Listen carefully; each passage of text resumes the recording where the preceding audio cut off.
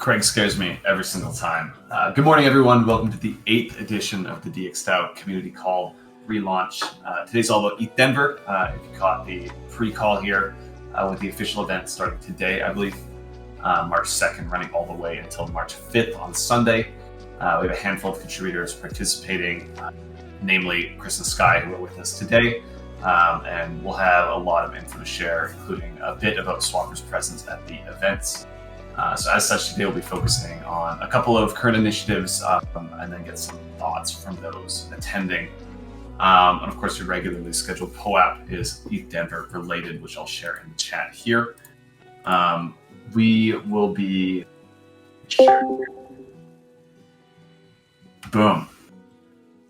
If you want to participate in the POAP-a-thon here, yes, POAP.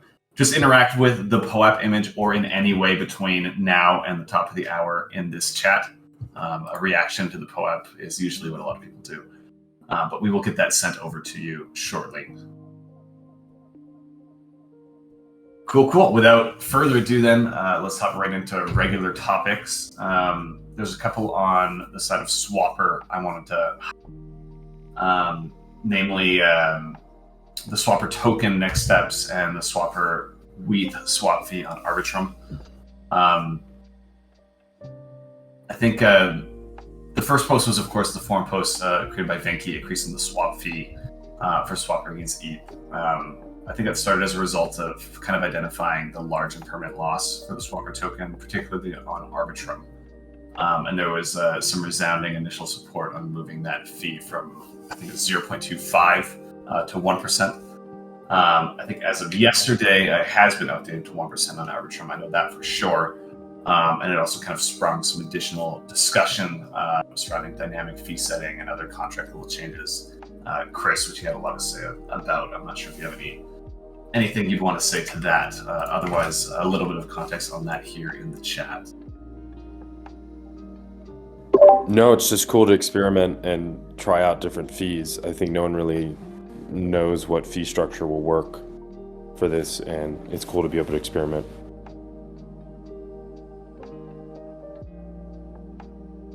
Cool. Well, the next and kind of biggest piece, I'd say, was on the Swapper token itself, kind of focusing on next steps for the token. Venki, of course, once again, spearheading that discussion, pointing towards several key elements, which I'll kind of highlight here. The Swapper fee collection and ownership transfer, Swapper fee distribution and buybacks, seamless bridging, a request for DXdao to add liquidity, and Swapper emissions in general.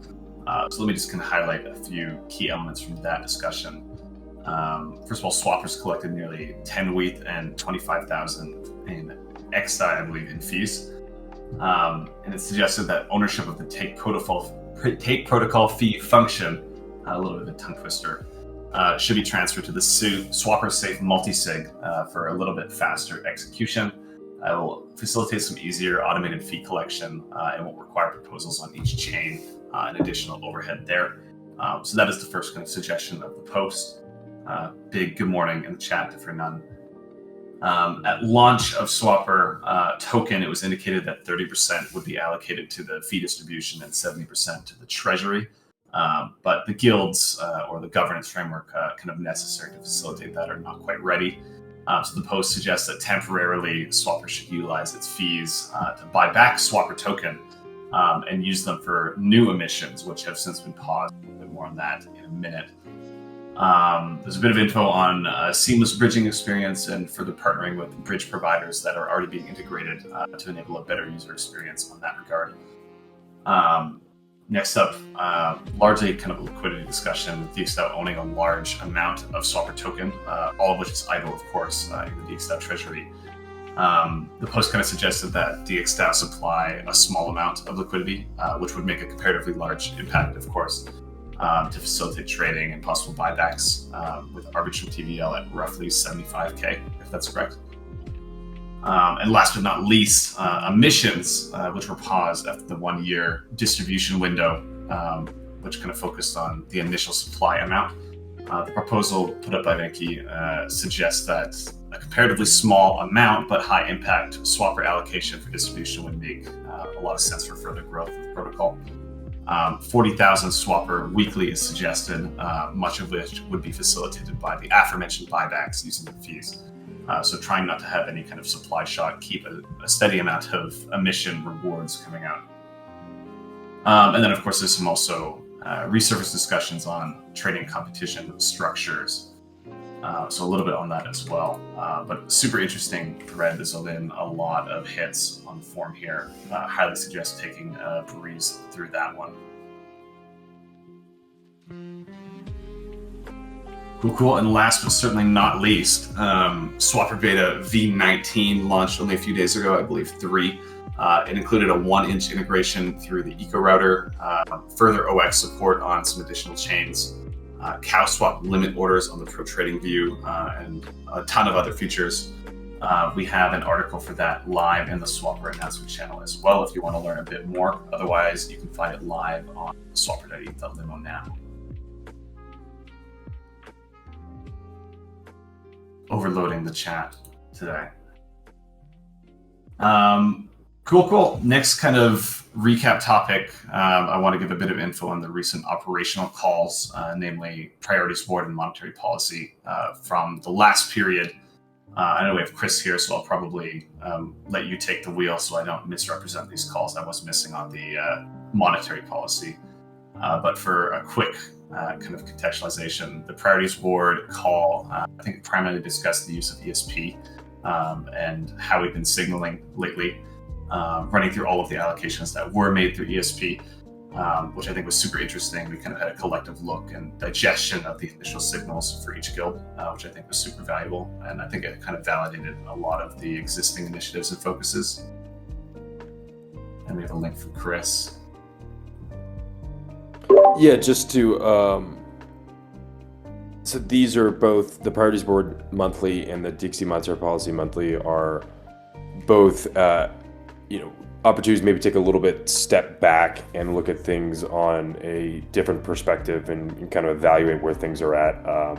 And so this is also something where both of them figuring out exactly how they work because it's a new thing. Both are just in their second month here. And I think we should be very flexible and open to feedback and commentary for how it operates and and to kind of move from there. So the Priorities Board, one you can kind of see there. Basically, the idea is try to get a signal from governance, meaning rep and DXD holders, on what the priorities of DXdao should be. And so, there's oftentimes different views amongst contributors, amongst guilds in terms of where resources should be allocated, and having some clear signal separate from just the up or down vote for budgets is helpful for understanding for the DAO. So I think that's been something that has been interesting that we've seen so far. So in the first round, you could see how different people valued different things from, okay, we should be working on Carrot right now just because that's the one that's the most ready to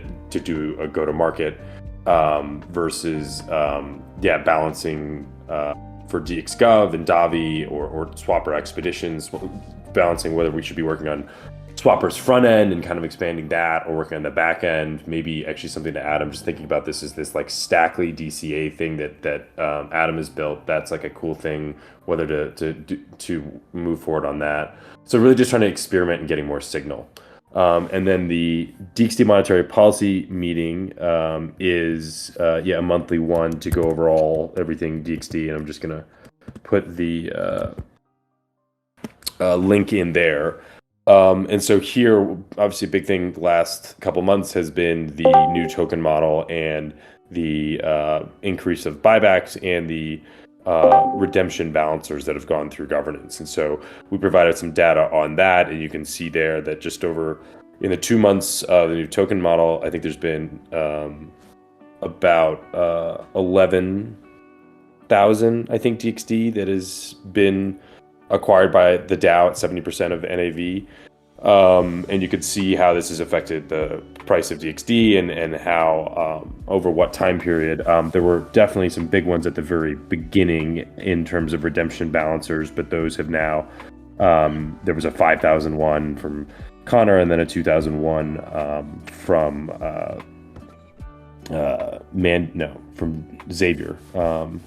And Yeah, so we kind of give some stats on that, and also some of the stats on the purchases that have gone through CowSwap. So there's actually 4 proposals live now for WEF and LUSD orders for DXD that are at 70% of the NAV.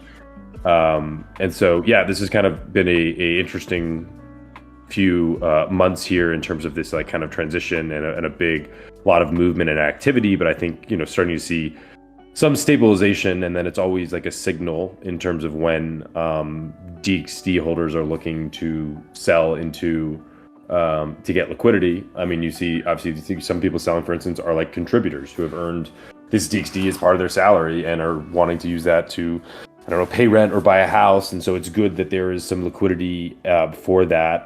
There's also other DXD holders that have been longtime DXD holders and have been kind of, have held for several years and are looking to get also some liquidity after or realizing some profits. And it's good to be able to have that access there. And it also serves as a signal in terms of what and how DXdao is expending its resources and how we can maybe improve to try to, convince more DXD holders that the value of the DXD will grow up, will increase if there is more effort by the community to build better products, to generate revenue, to deploy the treasury to a higher yield. So I think a lot of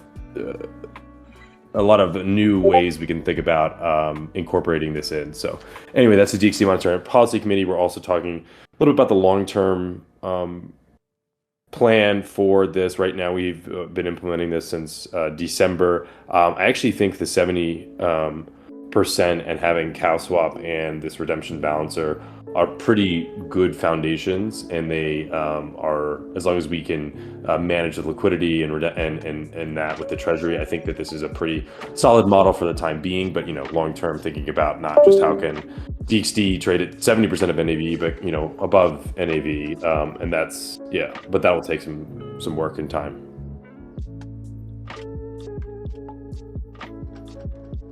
Cool. Thank you very much, Chris. As always, appreciated. That goes through the main recap elements I wanted to go through today. So I kind of wanted to divert the discussion towards some live ETH Denver thoughts and kind of focusing around ETH Denver. I have a couple kind of like, I guess, broad questions for you, Chris and Sky, who are there. Nothing crazy or anything, but I guess the first question is like, what's going on? What are you doing today? And then what are you most excited for? We have Ross here too, actually. I think Ross is around. Sure. So, can you guys hear me? Good? Yes. So what's cool is a handful of us have kind of arrived over the last either 1 or 2 days, or I've been here since Friday. So there's lots of stuff that was already happening. The beginning, so the main ETH Denver at the main venue, which is this giant big sport castle, which is the new venue of the whole thing, is only starting today through Sunday.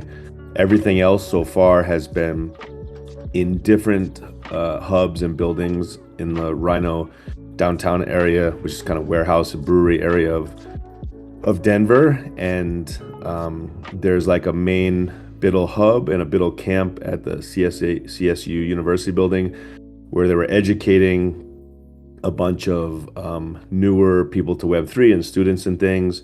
So they've had like different track workshops for all of those people, which is just like a educational track of the Biddle week called Camp Biddle, which was really cool, and like was on a panel about like how you like even start getting into DAOs and things like that, which is obviously a lot of people have that question.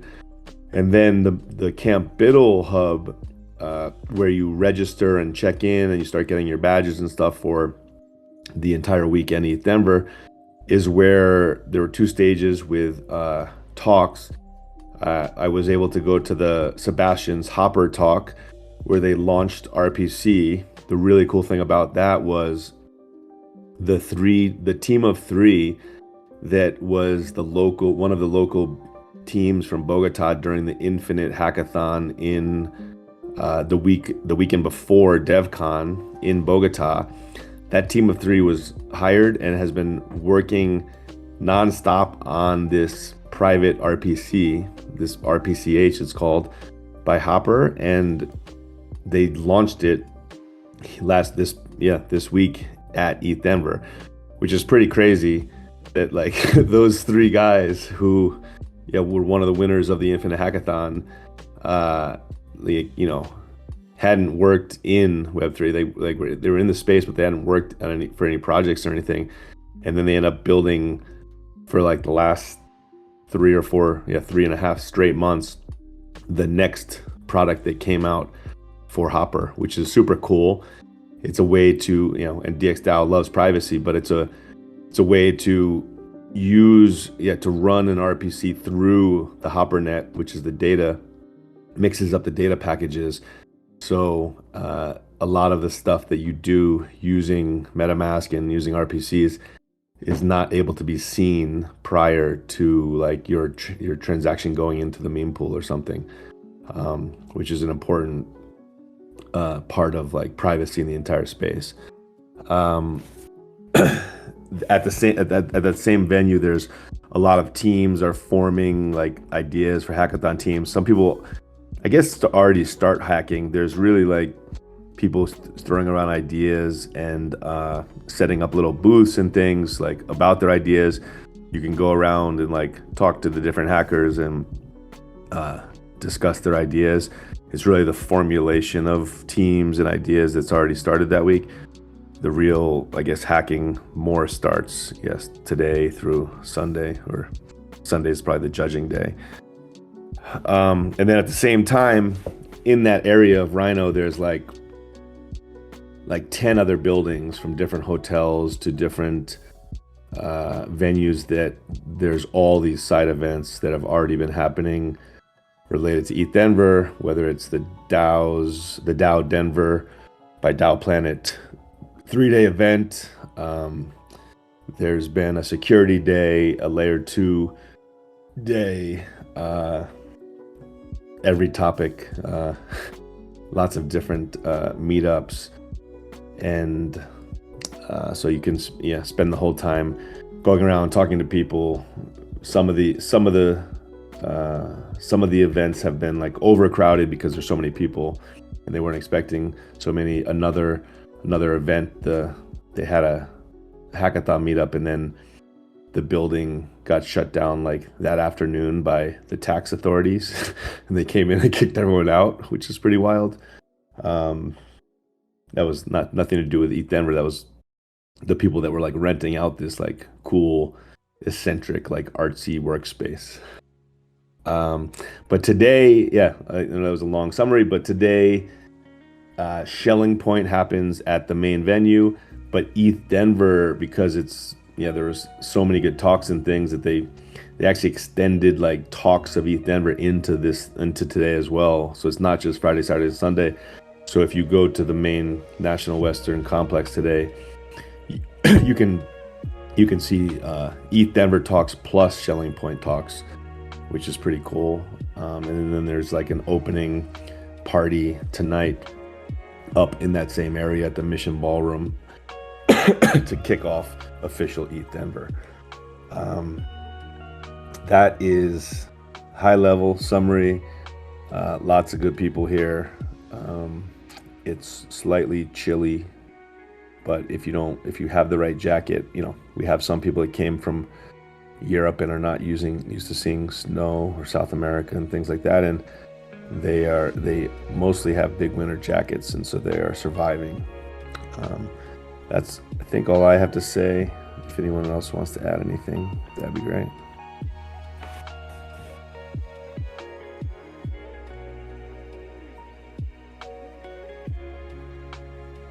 Maybe Chris or Ross, any kind of broad thoughts from your end? Otherwise, I have a couple more specific questions. Yeah, I think the ZK question, I have only been around yesterday, so I have not seen that. I was speaking more, because we went to the Cow protocol event last night, and I think MEV is still a growing area. And I think that was also, you heard that at DevCon. It was kind of like, I think ZK and MEV and a little bit of like the scalability stuff was still there, bridging. But I think, yeah, the MEV part from CalSwap was pretty interesting. I think Cal is doing some interesting stuff in that place, but there's just a lot of stuff going on there. A lot of things I don't really understand, but. And then I guess today, I mean, I don't know, governance stuff. There seems to be a lot of interesting like content here. I'm kind of excited to maybe just sit back and consume. I don't know if they have all the stuff streaming, but yeah, pretty good, a mix of different people. And I don't know, there's been, the last few months have been a trying time, but you now have some perspective on that and kind of gearing towards this 2023 and where are things going to be for the next few years. I think it's a good time to kind of reset, and I think a lot of the ideas are doing that, or kind of trying to take a longer time frame and saying, okay, where are things going to be in the next couple years. Yeah, just to add to that, so in general, ETH Denver is not going to be as many technical talks as DevCon, for example. The general idea is like content that like everyone, so like half the people that come to ETH Denver are often like just getting into crypto, and then half are like the deeper people, but giving everyone a taste of content that like relates to them, and like maybe they're not hacking this year, and then they come back next year apparently, and they're like, oh, I came last year and now I'm ready to like come, and I've been watching it for a year and now I'm ready to hack. And so there's stages, like there's a stage for impact and public goods, there's a DAOs and community track stage, there's an infrastructure and scalability, a DeFi stage, and an NFTs and gaming stage. I think those are the 5 main stages. And so like you can find talks on zero knowledge stuff. I think there was already a zero knowledge day, which was deeper. But the idea is you can get a little bit of everything, and then you can, it gives people a chance to like find their way in the space. It's one of the events that brings the most people into the space. It's actually like the biggest Ethereum event in the world. But that's experts and new people as well. It's definitely a little overwhelming at times. There's so much going on. You have to just go somewhere and hope it's going to be good, and if not, you sort of wander away and find something else, but there's always something to do. Yeah, and then there's a couple floors in the building, and there are areas that are like workshops for builders, and then also for like hackers who want to meet with mentors and stuff. So that's more of the, I think there are a bunch of technical workshops, but those are not really on the main stages where you're like bringing your computer and working along with the devs that are like teaching stuff and going through things. So the stages are more of a obviously presentation, and but I think there's like, they're all big areas, so like, hundreds or thousands of people can watch all the main stages. Cool. And I have another question, I guess, for you, Sky, as you're probably the most familiar. But it'd be great if you could tell a bit more about the Swapper presence around the events. Yeah, so people are loving the Swapper stickers and the principles that are on their decentralization, being unconquerable and privacy. Swapper by DXdao is a supporter of the event on Saturday called MC Squared, which is an event organized by kind of Metacartel Ventures, and a bunch of other projects like Consensus and Hedgie and L Bank and a few others. And so Swapper is gonna be there, kind of sharing ideas and talking to people about why Swapper is a great DeFi front end to use. Still many people use things like the Uniswap front end, and they don't necessarily know why they might not want to use that. But learning that you can trade on all of these protocols via the swapper front end is often new and exciting for people. And so hopefully, like stickers and hearing and talking with those of us that are here, that they'll remember that and stick to it the next time they go to do some trades. There's also there's going to be a topic of, there's a couple panels that are starting the MC Squared event on Saturday evening. One is going to be really interesting, which we actually got into during the DAOs at Denver event, which happened a couple days ago, which is a lot focused on like DAOs and legal entities and a single legal entity versus lots of legal entities, and how DAOs can use legal entities as tools, but don't necessarily, the overall thing doesn't need to be necessarily a legal entity. You know, religions are not legal entities, yet religions use lots of legal entities in jurisdictions where they need to do certain things and interact with the world. Yeah, I see Billy is speaking, which he'll be at the event. We were hanging out with T Wells last night, and we were actually talking about you, Billy. So that was cool. But it'll be great for everyone to all be in the same place. I think you'll see everyone around. I'm sure you'll see everyone around the main venue, but there's 20,000 people walking around. But you can find us, or we can Telegram and connect. But otherwise, Saturday event will be a smaller, more intimate, curated crowd, and so we can all catch up there as well. I think Denver felt very wide to me, like you said, Sky. Very kind of wide group, including a lot of people new to the concepts of crypto, but somehow it still felt very connected. Like you said, just walking around and meeting a whole bunch of people that you already know. I guess that's kind of my last question, is like, what do you expect to be different? Which is very cliche, but last year was kind of a lot more bullish, like Chris was mentioning. I'm curious what you think we'll be focused on this year, I suppose. Focus on the conference, or I think, like, what ideas do you think will be kind of the highlight? I know there's a lot of ZK chatter here, but like Sky said, it's more of like a general audience, and maybe that's less, developers are very interested in the ZK concept. Maybe that's not ready for like a wider audience. I'm curious what you think will be the main talking point.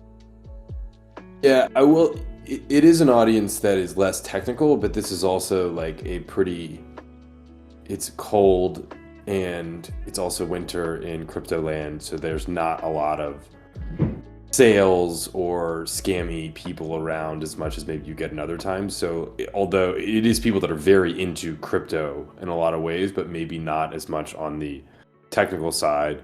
So I do think you think about the broad like crypto adoption and how that could actually work, and whether what is actually the routes to that, and so maybe some conversations more about that. One thing I have been actually impressed, I guess Sky, you've probably already signed in, but I haven't signed in, but there's been 2 different Web3 apps I've used for like ticketing that have been pretty good. The We Look was for, I think, was for ETH Denver, and then I think there's also was through, what was the name of this other, Luma, and so I don't know, that was just kind of, I've used a lot of Web3 stuff, ticketing, payments, or whatever, and it's always pretty crappy, but ETH Denver kind of has a way of actually being able to like give you a like somewhat working product. You're like, oh, this kind of works, right? This was the first place that you had DXdao unveiled, I think in 2019 or 2020, and that was like what they did payments on, and that was like a very cool thing, and that was really the first, I guess, sidechain EVM one. And so I know they have something with the burner. Then they had the burner wallet too, where they gave people like 10 DAI to spend at the food trucks that they had on the street, and all the food trucks, of course, were set up in the system to be able to accept that. So it was kind of cool to be able to use that. I know they have My Ether wallet is sponsoring something this time, and we're supposed to download that, and that will be the wallet to be able to pay for different things using some, I guess, ZK sync is maybe in the background there. So yeah, interested to see like maybe some actual on like the adoption level ideas, and some of those ideas are also kind of cultural too. Like when you think about work and DAOs and like how that could fit into make it like a cultural breakthrough in different ways. Like what are the innovation or what are the offerings that you can do uniquely in a DAO that you couldn't do elsewhere, and yeah, but we'll see. Yeah, I think probably the most important topic overall will still be L2s, and it's not something new. Like, right, we know that if you just listen to Vitalik 2 years before things happen, L2s, ZK rollups, optimistic rollups, Coinbase base launching. It's L2s are what we actually need for the world to be able to use Ethereum and Web3 in cheap, good ways with good wallet and account abstraction and whatever, all that kind of stuff.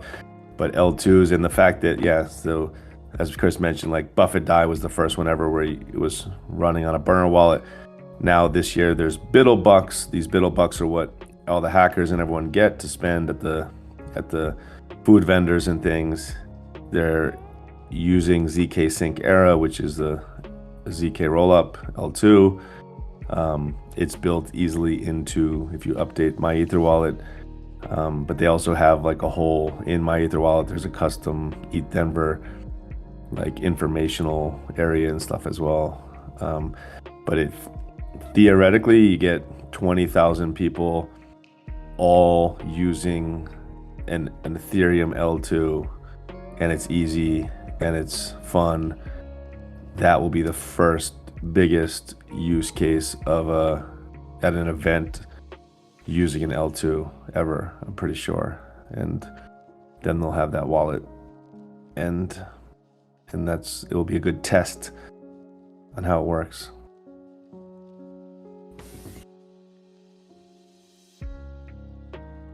Speaking of L2s and kind of like a final thought I just had, I haven't really looked much into the Coinbase base L2. Is there going to be a presence, does anyone know, at Denver?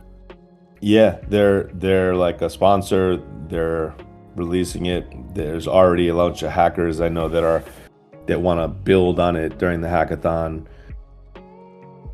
It is testnet.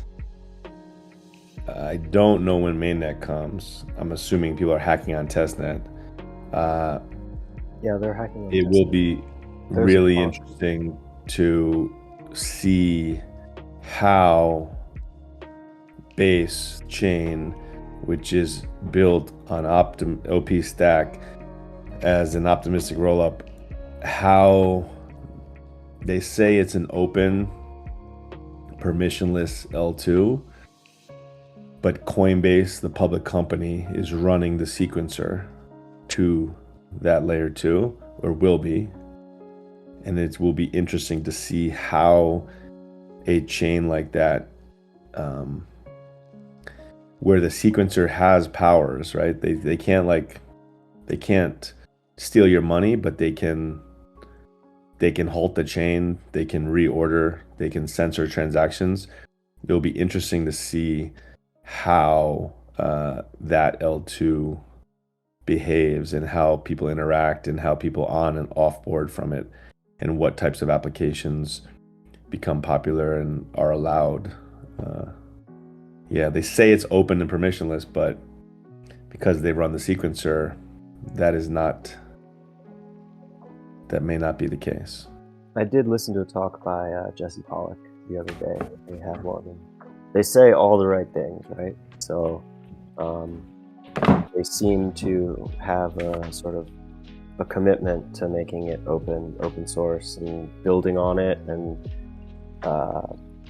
being as progressively decentralized as optimism itself is trying to be. So if they actually follow through on that, which I guess there's lots to see, and what happens if Tornado Cash gets deployed on it and whatnot. But yeah, it sounds very good when you hear them talk about it. It sounds like they're very aligned with the ecosystem, and if that's actually the case, it's kind of refreshing when you consider alternatives like Binance Chain and whatnot.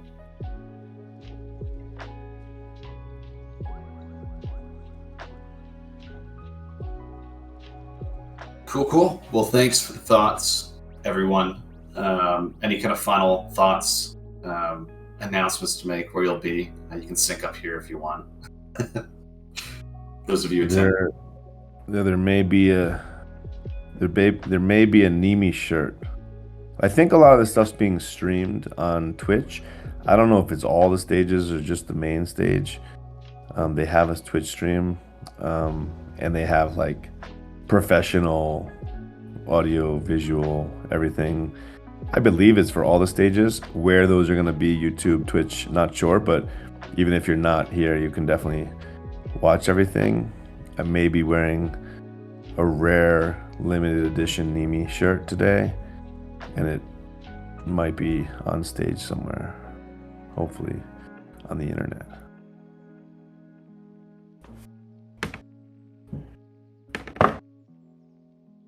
Yeah, I'm hoping to participate as much as I can from home.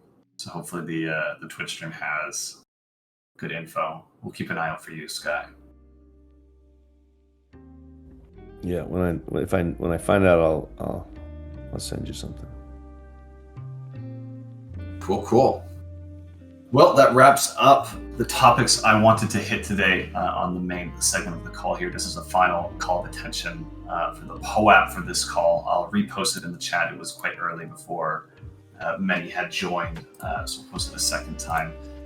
If you want the POAP, just react to this image or interact in the chat in some way, shape, or form within the hour, so within the next 20 minutes now at this point, here in the chat.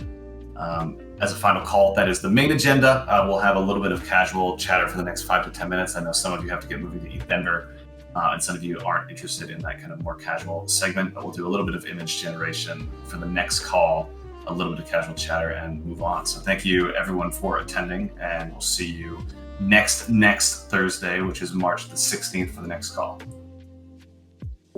Thanks all. Thank you. Cheers.